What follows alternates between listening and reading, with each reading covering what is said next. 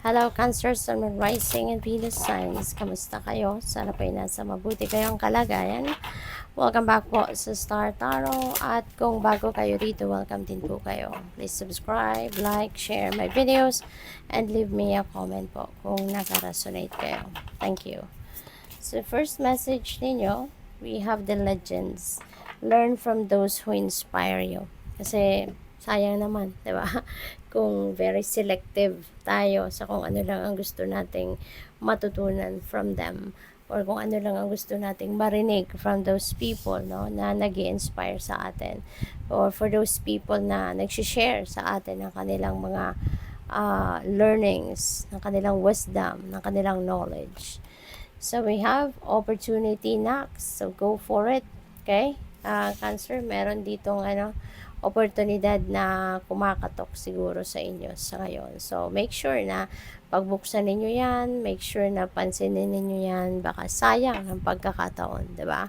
Yung mga opportunities na yan lumalapit sa buhay natin because it's meant for us on that moment or during those times na kumakatok siya, okay? Kaya kailangan natin na pansinin, pagbuksan natin, diba? So, tignan natin kung ano pa ang mga kaganapan dito for Cancer. Ayan, nauna na siya. Invite peace. Okay? Cancer, kasi baka ang iba sa inyo naguguluhan. Alright? Maybe yung isip ninyo nako-confuse. Maybe medyo wala kayo siguro sa tamang direksyon sa ngayon, kaya iniimbitahan ka dito na you rather invite peace into your life. Okay?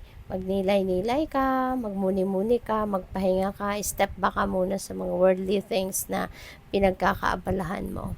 Okay? And give yourself the opportunity to be tranquil, give yourself an opportunity to be peaceful, yung ganon. Okay? Ito, mag-relax. Kailangan mo mag-relax. Otherwise, hindi makakalma yung sarili mo kung patuloy kang mag-worry, magkaka-anxiety ka lang yan, di ba? Kaya, chill lang. Okay? Chill. Give yourself a breather. Okay? You deserve it. So, what else? We have dance. Ayan, sumayaw ka. Baka dati ito yung interest mo, ito yung hobby mo, pero siguro hindi mo na nagagawa yan, no? Maybe you're not doing it anymore, kaya siguro mabilis kayong na-stress na sa ngayon kasi, di ba, hindi na kayo nakakapag-unwind, hindi na kayo masyadong active siguro, physically active, di ba? Nakakatulong kapag kayo ay kunyari sumasayaw, nagsusumba, nag-exercise, nagpapapawis, you know, it's adding up to our endurance, it's adding up to our good health, diba? Nakakatulong yun. So what else? We have surrender to creativity. Let your imagination soar. Stay open to all creative ideas about how to pursue a dream or solve a problem. Okay? So, stay open to all creative ideas. Kasi maaari, no, na meron kayong mga naiisip, no, may mga creative idea kayo, pero baka inaano ninyo yan sa sarili mo. Parang kinokontrol mo yung sarili mo to think that way. 'Di ba? Pwede baka kinokontra mo yung ganon. So, be open to it, no? Ano mo, naisip mo yan, i-embrace mo, express mo, gawin mo. 'Di ba? Kasi you never know.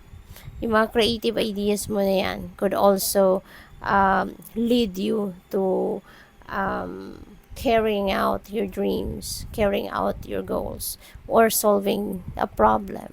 'Di ba? So, kaya wag mong pigilan. Alright? So, what else? We have surrender to inner peace. Cultivate inner peace on a daily basis. In quiet, meditative moments, focus on the stillness within and enjoy this inner refuge. Others will feel your good vibes too, and your life will flow more easily. Alright? So, kaya kailangan mo na mag-relax. You need to put yourself into stillness You need to put yourself in solitude para mas ma-feel mo yung sarili mo, ma-feel mo yung soul mo, 'di ba?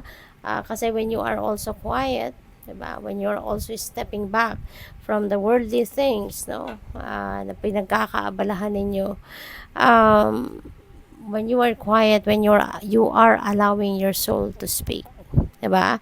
Mas napapakinggan mo yung sarili mo. Mas napapakinggan mo kung ano ang gusto mo, 'di ba? Mas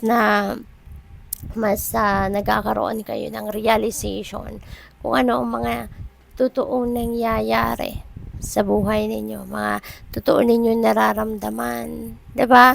May mga during quiet times natin, doon lumalabas yung pagdiskubre natin sa sarili natin. Na may mga bagay tayong nadidiskubre sa sarili natin na hindi natin yon nalalaman on a busy routine, on a busy day natin, yung ganun. Kasi focus lang tayo sa trabaho, focus tayo sa kung ano ng mga material na bagay, 'di ba?